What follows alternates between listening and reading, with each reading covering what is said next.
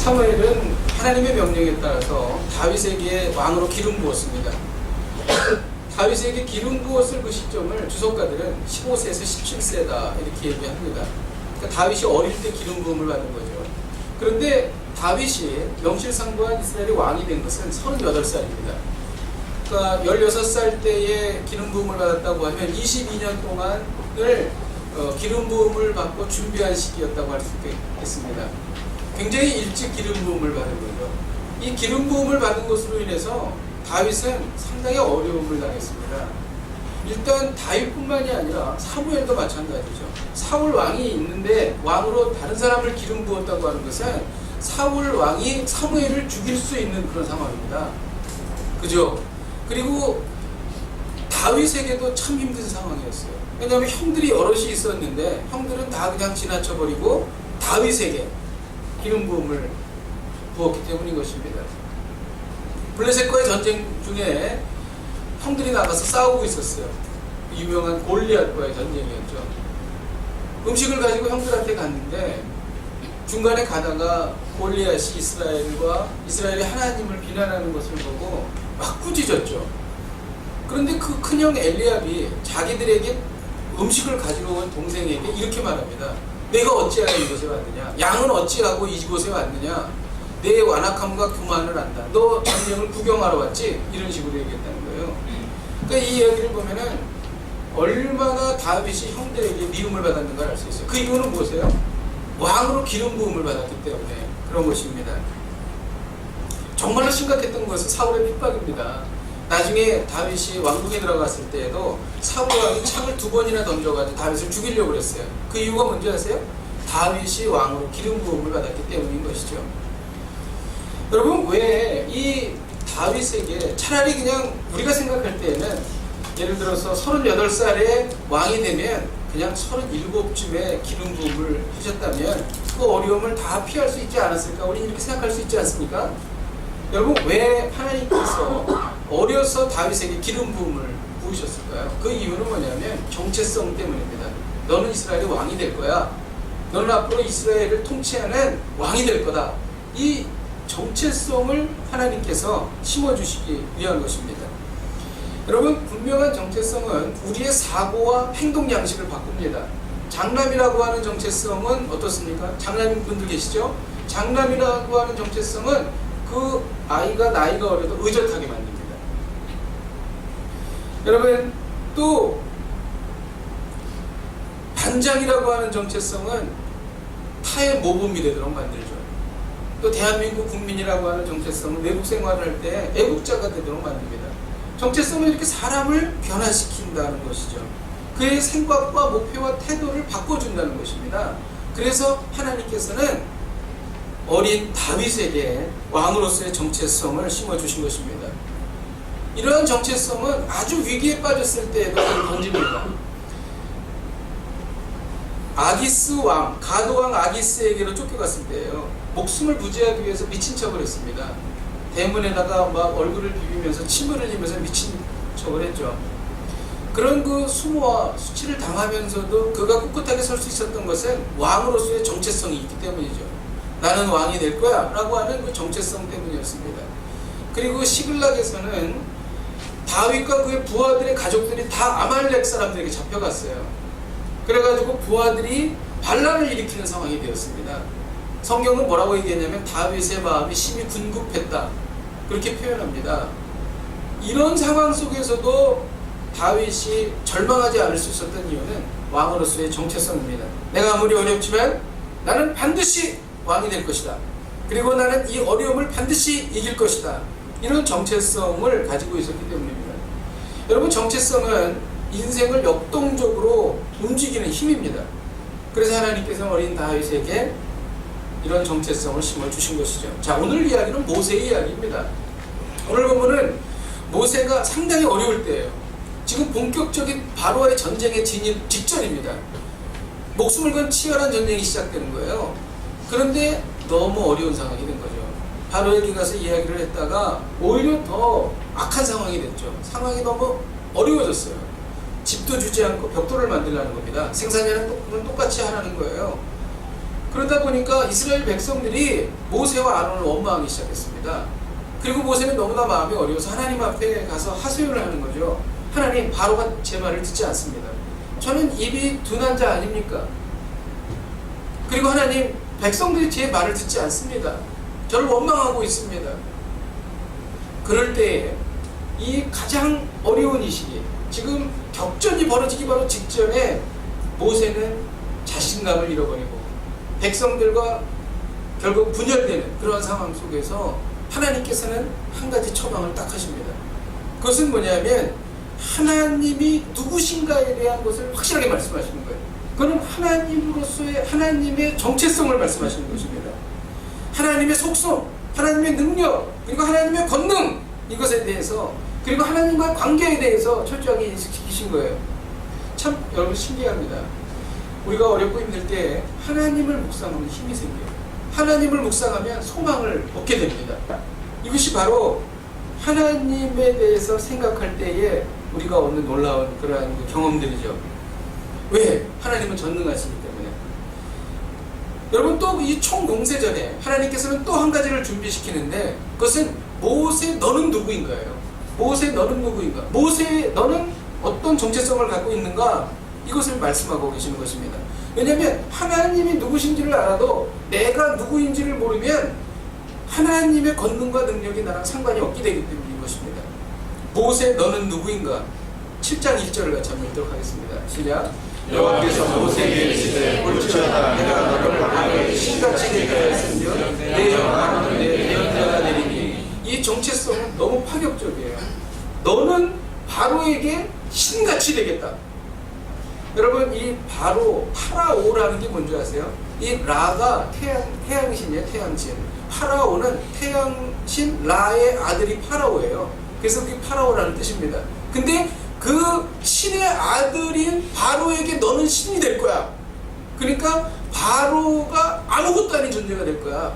그게 바로 너의 정체성이야. 이렇게 하나님 말씀하고 계시는 것입니다. 여러분, 이 너는 신같이 되겠다라고 하는 것은 뉴 에이지나 범신론에서 말하는 신이 그런 개념이 아니에요. 이것은 뭐냐면 하나님의 권세와 능력이 그의 삶 가운데 나타난다는 것입니다. 여러분, 이것은 모세에게만 주시는 말씀이 아니에요. 이건 우리 모두에게 주시는 말씀입니다. 성경은 이 말씀을 곳곳에서 하고 있어요. 사실 오늘 설교 제목이 너는 신같이 되겠다. 이 신같은 인생, 신같은 삶, 이런 것은 사실 좀 어떻게 보면 우리한테 생소하지 않습니까? 그런데 성경에는 이런 말씀이 곳곳에 나와 있습니다. 시편 82편 6절을 같이 한번 읽겠습니다. 시작. 내가 말하기를 너희는 신들이며 다 지존자의 아들이라 하였으니. 신약에서도 이런 말씀을 하고 있어요. 갈라디아서 말씀을 같이 한번 읽도록 하겠습니다. 3장 26절 같이 읽겠습니다. 시작. 너희가 다 믿음으로 말미암아 그리스도 예수 안에서 하나님의 아들이 되었으니. 하나님의 아들은 신과 같은 존재입니다. 여러분, 신과 같이 된다는 것은 무슨 뜻일까요? 세상 사람들이 뛰어넘을 수 없는 초월적인 삶을 산다는 것입니다. 오늘의 메시지는 무엇입니까? 하나님의 백성은 자신을 뛰어넘는 초월적인 삶을 살 수 있다는 것입니다. 여러분, 베드로는 무식한 어부였어요. 그는 혈기가 왕성했고 실수가 많은 사람이었어요. 그런데 예수님을 만나 하나님의 백성이 되었습니다. 그리고 베드로는 예수님의 말씀을 순종할 때 정말 초월적인 경험을 합니다. 뭐냐면 물 위를 걷는 거예요. 물 위를 걸었습니다. 여러분, 이것이 무슨 만화 같은 얘기입니까? 왜 이런 것이 성경에 기록되어 있습니까? 하나님의 백성은 초월적인 삶을 살 수 있다는 것입니다. 베드로전서와 베드로후서를 쓰는 자신을 초월하는 그런 경험을 하게 되는 거예요. 무식한 사람이에요. 그런데 성경을 기록하는 것입니다. 여러분, 그는 예수님을 사랑하여 십자가에 거꾸로 매달려 죽는 초월적인 경험을 합니다. 그는 예수님, 자기 목숨을 건지기 위해서 예수님을 3번씩이나 부인했던 사람이에요. 그런데 그는 이런 초월적인 죽음을 맞이하게 된다는 것이죠. 여러분, 이 베드로와 같은 이러한 인생, 드라마틱한 인생이죠. 여러분, 이것이 그 베드로의만 인생일까요? 여러분, 우리의 평범한 일상에서 내 능력이 아닌 하나님의 능력이 나타나는 것, 이게 바로 초월적인 삶입니다.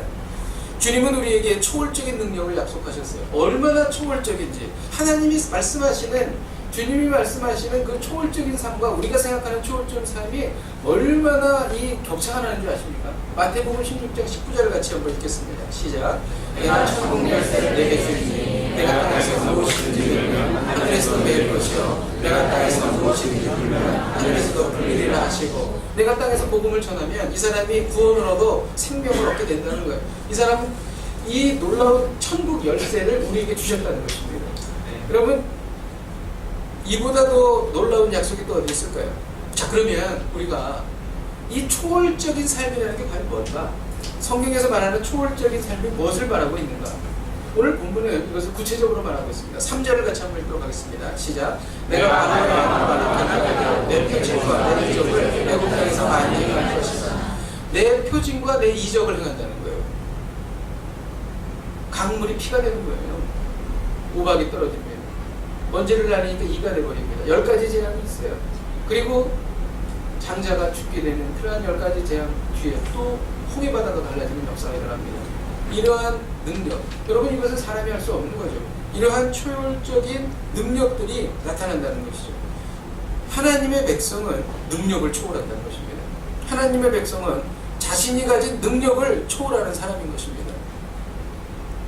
빌립보서 4장 13절에 보면은 내게 능력 주시는 자 안에서 내가 모든 것을 할 수 있느니라. 사도 바울의 고백입니다. 여러분, 이 고백이 여러분의 고백이 되길 주님의 이름으로 축복드립니다. 정말 그래요. 학교 다닐 때도 그래요. 쟤는 공부를 정말 열심히 하는데 성적이 안 나오는 애가 있어요. 근데 공부를 별로 안 하는 것 같은데 성적이 잘 나오는 애가 있죠. 신기하죠. 인생이 그런 거예요. 정말 인생이. 야, 정말 여러분, 우리의 삶 속에 평범한 일상 속에서 하나님의 능력이 나타나는 게 얼마나 대단하겠습니까? 여러분, 하나님을 믿는 우리 모두의 이야기입니다. 저는 정말 과감하게 선포합니다. 성경에 의지해서 저는 과감하게 선포합니다.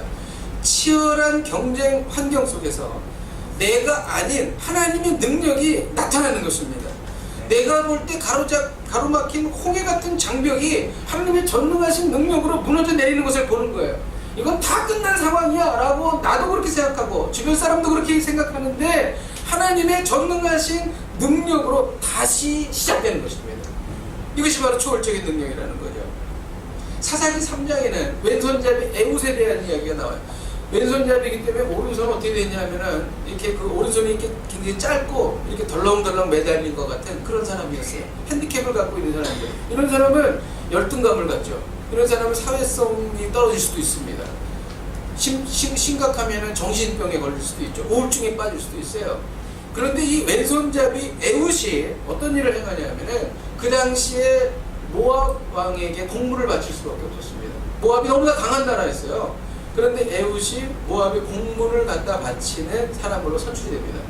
그래가지고 모압 왕 에글론 앞으로 갔는데 가기 전에 왼손잡이이기 때문에 칼을 쉽게 빼기 위해서 오른쪽 다리에다가 40cm 칼을 거기다 부착을 합니다. 양날 칼이에요. 그리고 그것을 가지고 들어갑니다. 그리고 공물을 바칩니다. 그리고 나서 에글론 왕에게 이렇게 말하죠. 긴히 드릴 말씀이었습니다. 에글론 왕에게 주변에 있는 부하들을 물리쳐 주십시오. 그때 에글론 왕은 이 자가 나에게 또 다른 어떤 뇌물을 주려고 그러는구나 이런 생각을 했겠죠. 그래서 물리칩니다. 그때에 그 칼을 꺼내서 찌릅니다. 찌르는데 얼마나 세게 찔렀는지 칼자루가 몸으로 들어갔다. 그리고 칼끝이 등 뒤로 나왔다 이렇게 말합니다. 그리고 에글론 왕은 거기서 죽습니다. 그리고 이 사건에 힘입어서 이 에웃은 이스라엘 백성들을 데리고 모압으로 쳐들어옵니다. 그래가지고 전쟁을 일으켜서 한 10,000명 정도의 모압 사람을 죽입니다. 그리고 모압을 정복하는 거죠. 그리고 나서 80년 동안 전쟁이 없었어요. 이 에웃을 통해서 평화가 온 것입니다. 에웃이 그런 사람입니까? 그걸 할 수 있는 사람입니까? 그는 핸디캡을 가진 사람이었어요. 초월적인 능력이 그에게 나타났다는 것이죠. 저는 한 3년 전에 한국의 여기 현지인 사역자들의 모임이 한국에서 있었어요. 그래가지고 제가 참석을 한 적이 있었는데 낮에 이제 행사를 하고 저녁 때가 됐는데 한 사람이 초대가 돼가지고 연주를 하는 소리를 들었습니다. 세상에 태어나서 제가 바이올린을 그렇게 잘 치는 사람을 처음 봤어요. 어떻게 저렇게 바이올린을 아름답게 칠 수가 있을까? 정말 대단하다, 놀랍다. 이 사람이 누구였냐면은 박지혜라는 바이올리니스트예요. 그래서 이제 바이올린을 이제 연주를 하고 이런 얘기를 하는 거예요. 자기는 정말 여러분이 생각하기 어려울 정도로 바쁩니다. 지금도 방송국에서 바로 그 지방까지 뛰어왔습니다. 이렇게 얘기를 하면서 제가 어떤 일이 있어도 이 선생님들이 모이는 장소에는 꼭 제가 가서 연주를 하려고 저까지 왔습니다. 그래서 자기 간증을 하는 거예요. 14살 때에 독일에서 태어났고 14살 때에 마인츠 음대에 입학을 했어요. 그리고 거기서 이제 음악 수업을 받은 다음에 독일에서 독일 연방 콩쿠르 대회가 있는데 거기에서 1등을 한 겁니다. 근데 1등을 하면 어떤 부상이 주어지냐면 세계 3대 명기 중에 하나인 악기를 그게 독일 국보예요. 국보. 독일 국보인데 그거를 사용할 수 있는 권한을 줍니다. 그래가지고 1년 동안 사용할 수 있게 합니다. 그래서 그것을 사용하는데 너무 악기가 좋은 거예요. 그래서 이것을 계속 사용하고 싶으니까 기도를 하는 거죠. 다음에도 사용할 수 있게 해주십시오. 근데 콩쿠르에서 1등을 해야 돼. 그렇지 않으면 그거를 이제 다른 사람에게 넘겨줘야 된다는 것이죠. 그래서 너무 이제 그것에 대해서 제가 이제 열심히 기도하고 막 그랬어요. 근데 결국 그 2003년부터 2014년까지 11년 동안만 그 악기를 쓴 겁니다. 그 악기의 값은 정말 그 일반인이 상상을 초월하는 가격이에요. 근데 그가 이제 기도를 할 때 어떻게 기도했냐면 하나님 제가 1735년산 이 악기를 쓸 수 있도록 도와주십시오. 그렇게 이제 기도를 했습니다. 이 악기의 이름이 페트루스 과르넬이라는 악기예요. 말하기도 어려워, 발음도 어려워. 예. 그런데 정말 기적적인 도움으로 어떤 독지가의 도움으로 평생도록 이것을 쓸 수 있게 되었습니다. 그래서 이제 그것을 이제 11년 동안 쓰다가 독일 정부에다 반납하면서 봤더니 자기는 그 악기가 1735년산인 줄 알았는데 1730년산인 거예요. 그리고 그 독지가를 통해서 받은 악기를 받았는데 그게 1735년산이라는 거죠. 그러니까 자기가 모르고 기도했던 그 기도의 그러한 그 작은 하나까지도 다 응답하시는 하나님을 경험했다는 것이죠. 울었겠어요? 안 울었겠어요? 눈물이 났겠죠. 여러분, 이것은 그 사람이 할 수 있는 능력을 초월하는 것이었죠. 그리고 10대 후반에 그 우울증에 빠졌다고 합니다. 예수라는 사람들이 그런 경우가 좀 있죠. 그런데 기도조차 할 수 없는 심각한 상황이었고 아주 극단적인 생각을 하는 상황이었어요. 인생이 다 망가지는 그런 상황이었죠. 그 어머니는 24시간 동안 그녀를 위해서 눈물로 기도하고 그럴 때였는데 한국어 찬양을 듣고 있었습니다. 나 같은 죄인 살리신 찬양을 듣고 있을 때 하나님의 권능이 임한 거죠. 사실 그러한 그 우울증은 자기 스스로 극복할 수가 없는 거였는데 하나님께서 그 우울증을 극복하게 해주셨습니다. 초월적인 능력이 임한 것이죠. 지금도 그녀는 20대예요. 앞으로 그의 능력을 초월하여 역사하실 하나님의 놀라운 일을 기대해 봅니다. 저는 사실 설교를 준비하는 사람이기 때문에 이러한 일들에 대해서 이렇게 많이 찾아보고 또 유튜브로 듣기도 하고 그러는데 정말 그 이 박지혜는 정말 하나님을 사랑하는 그리고 또 그의 그 간증을 통해서도 참 겸손하게 간증하는 아주 귀한 자매라고 저는 생각합니다. 여러분, 이러한 일들이 우리의 삶 가운데 그대로 일어날 수 있다는 것입니다. 왜 그러냐면 우리의 정체성이 하나님의 백성이기 때문인 거예요. 여러분, 하나님이 함께 하시면 할 수 있습니다. 하나님께서 명하시면 할 수 있습니다. 하나님의 음성을 들으면 무엇이든 할 수 있는 것입니다. 내게 능력 주시는 자 안에서 내가 모든 것을 할 수 있는 것이죠. 여러분, 이것이 바로 하나님의 백성인 것이죠.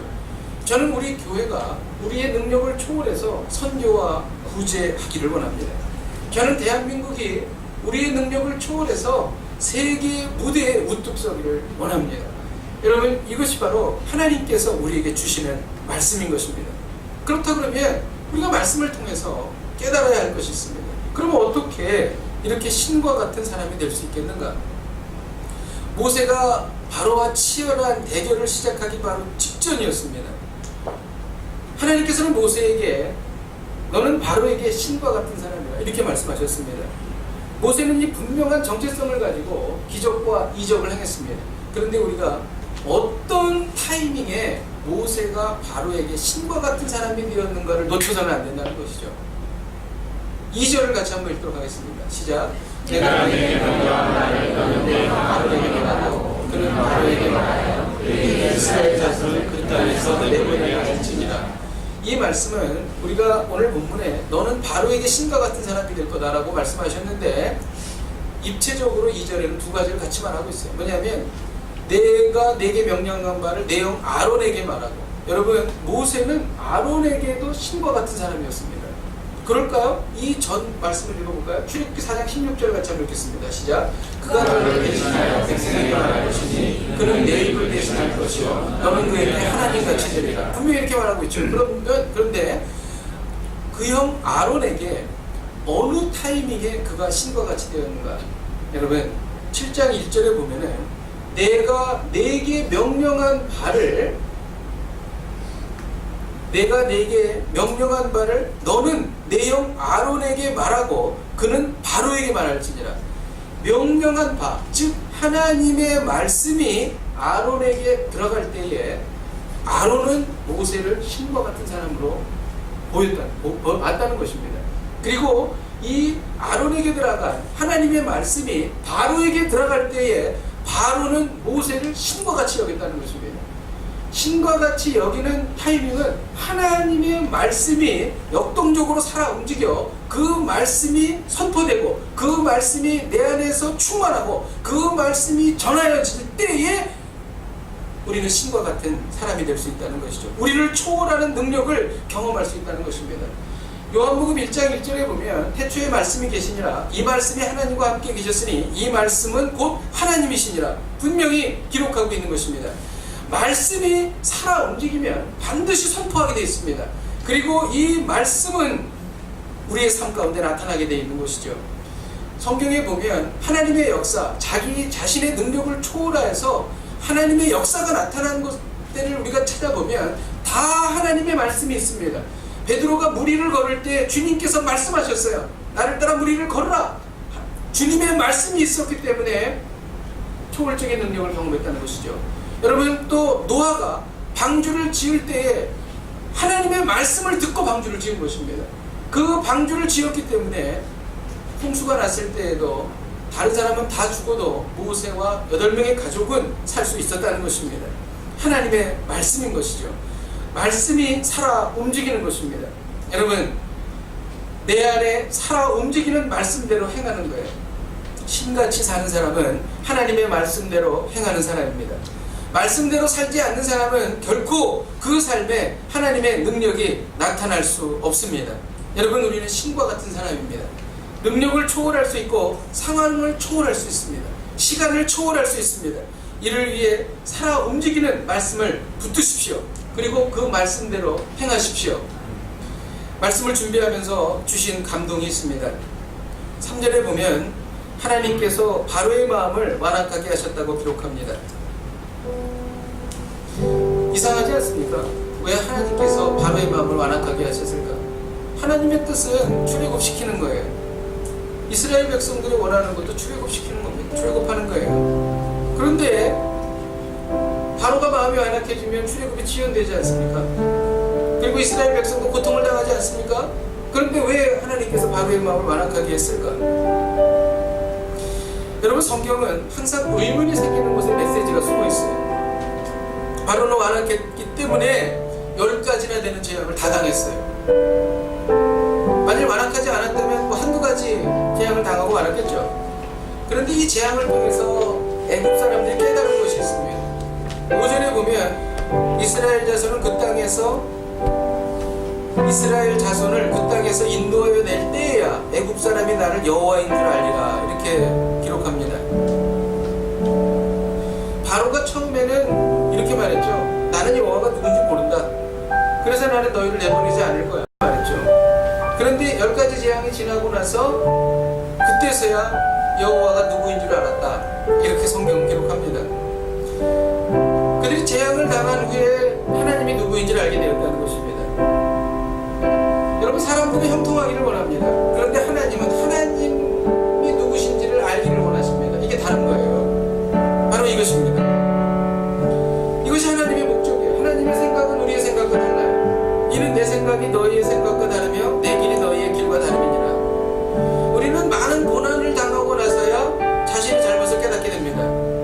근데 너무나 말해줘도 알지 못합니다. 우리는 주변에 저분이 저렇게 살면은 분명히 고생할 텐데 라고 안타까움을 가질 때가 있습니다. 근데 대부분의 경우 가서 조언해줘도 잘 듣지 않아요. 섣부르게 조언했다가 오히려 관계만 깨집니다. 그분이 실수하고 충분히 고생해봐야 비로소 자신의 잘못을 깨닫게 됩니다. 이런 경우에는 안타깝지만 기도하는 수밖에 없어요. 여러분, 그렇다고 인생을 살면서 이런 걸 깨닫기 위해서 모든 고난을 다 겪어야 할까요? 모든 징계를 다 당해야 할까요? 이게 너무 미련한 짓이죠. 한두 번은 그럴 수 있어요. 고생을 피하는 길이 있습니다. 하나님께서 우리를 징계하시는 이유를 알면 돼요. 하나님의 목적은 하나님을 알게 하시는 데 있는 거예요. 하나님의 목적은 고생시키는 데 있는 게 아닙니다. 하나님을 알게 하시는 데 목적이 있는 거죠. 바로가 천지를 지으신 하나님이심을 알았다면 그가 그렇게 재앙을 당하지 않았겠죠. 바로가 전지전능하신 하나님이심을 알았다면 그가 그렇게 재앙을 당하지 않았겠죠. 여러분, 하나님을 안다는 것은 하나님의 뜻을 안다는 것입니다.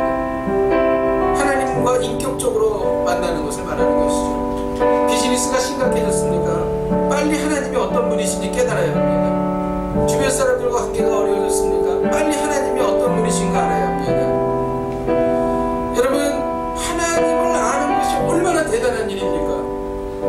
주님은 하나님을 아는 것에 대해서 이렇게 말씀하셨어요. 영생은 유일하신 하나님과 그를 보내신 자 예수 그리스도를 아는 것이다. 성경에 하나님이 어떤 분이신지를 기록하고 있습니다. 여러분, 하나님을 안다는 것은 이렇게 머리로 아는 게 아니에요. 하나님의 말씀이 우리의 마음속에 자리 잡고 이 말씀을 삶에 적용하는 것입니다. 하나님을 안다는 것은 전인격적으로 하나님을 만나는 거예요. 우리의 삶 속에 하나님의 말씀대로 살고 그 말씀대로 우리의 성품이 변해갈 때에 우리는 하나님을 인격적으로 만나게 되는 것입니다. 바로 이 만남, 하나님은 이 만남을 원하는 것이죠. 하나님을 알 때에 징계와 심판으로부터 벗어날 수 있는 것입니다. 여러분, 우리 인생 가운데 우리를 기다리고 있는 고난과 징계와 심판을 피해가야 되지 않겠습니까? 그렇다면 방법이 있습니다. 하나님을 아는 것입니다. 이 말이 바로 애굽 사람이 나를 여호와인 줄 알리라, 바로 이 뜻인 것입니다. 오늘 하나님은 우리에게 말씀하십니다. 하나님의 백성은 자신을 뛰어넘는 초월적인 삶을 살 수 있다. 하나님의 백성은 자신을 뛰어넘는 초월적인 삶을 살 수 있다. 이를 위해 말씀이 살아 움직이는 성도가 되십시오. 이를 위해 말씀대로 사는 성도가 되십시오. 우리가 연약하지요. 우리가 직장생활 오래 했잖아요. 근데 사실 별로 실력이 없죠. 우리 자신이 연약한 걸 알지 않습니까? 우리가 비즈니스를 오래 했죠. 사실 우리가 별거 아니라는 거 우리가 너무 잘 알지 않습니까? 여러분, 우리 힘으로 세상을 살기가 만만치 않지 않습니까? 하나님은 우리에게 말씀하시는 거예요. 내 말이 너의 삶 가운데 살아 역동적으로 움직이면 너의 평범한 일상 중에서 하나님의 전능한 능력이 나타난다. 바로 이 말씀인 것입니다. 이것이 바로 신과 같은 존재가 되는 것입니다. 여러분이 놀라운 삶을 살기를 원하지 않으십니까? 이를 위해 말씀대로 사는 성도가 되십시다. 우리 함께 찬양하고 기도하십시다. 나의 힘이 되신 여호와여, 같이 찬양하십시다. 우리 이 찬양 부를 때에 하나님의 권능과 능력이 우리 가운데 임하기를 갈망하십시다. 나의 힘이 되신 여호와여, 내가 주님을 사랑합니다. 주는 나의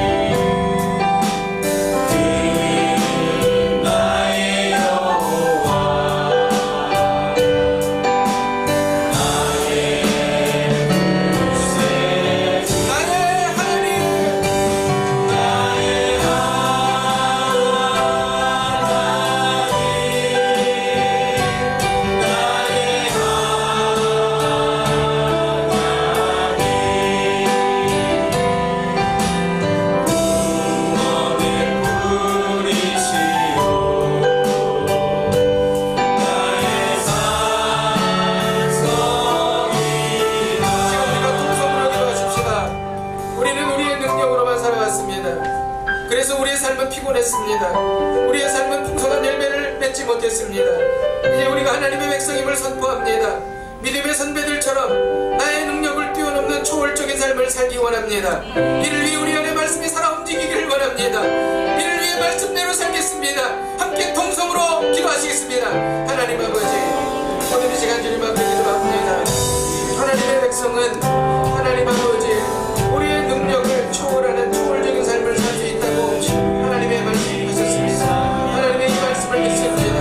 하나님 아버지, 하나님의 백성은 자신을 뛰어넘는 초월적인 삶을 살 수 있음을 선포합니다. 하나님 아버지, 이 시간 주님 앞에 기도합니다. 믿음의 선배들처럼 하나님 아버지 자신의 능력을 뛰어넘는 초월적인 삶을 살기를 원합니다.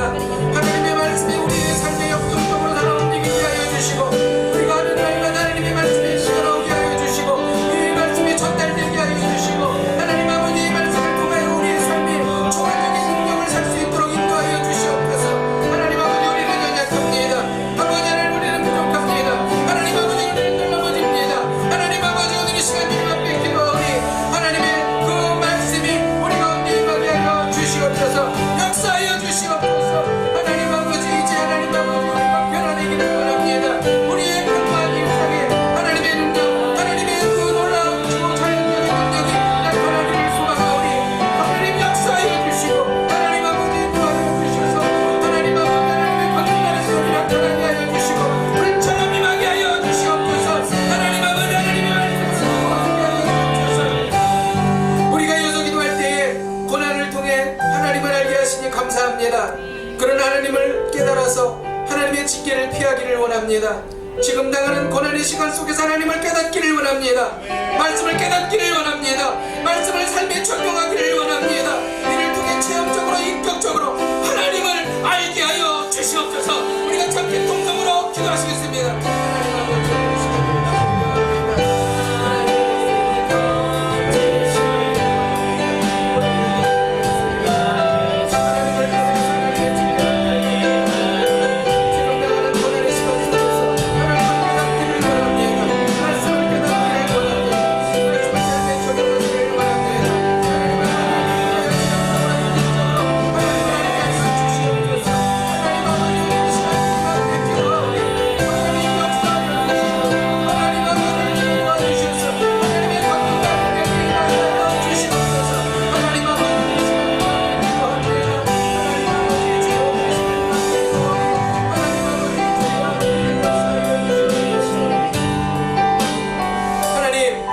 이 시간을 하나님 아버지 인생의 실패로 말미암아 좌절하고 낭망한 성도가 있다면 하나님의 능력이 그의 삶 가운데 임하게 하여 주시옵소서. 또한 인생의 중요한 시점을 지나고 있는 성도가 있다면 우리의 능력이 아닌 하나님의 권능으로 하나님 아버지 이 시간들을 능히 넉넉히 승리하게 하여 주시옵소서. 믿음의 선배들처럼 자신의 능력을 뛰어넘는 초월적인 삶을 살기를 원합니다.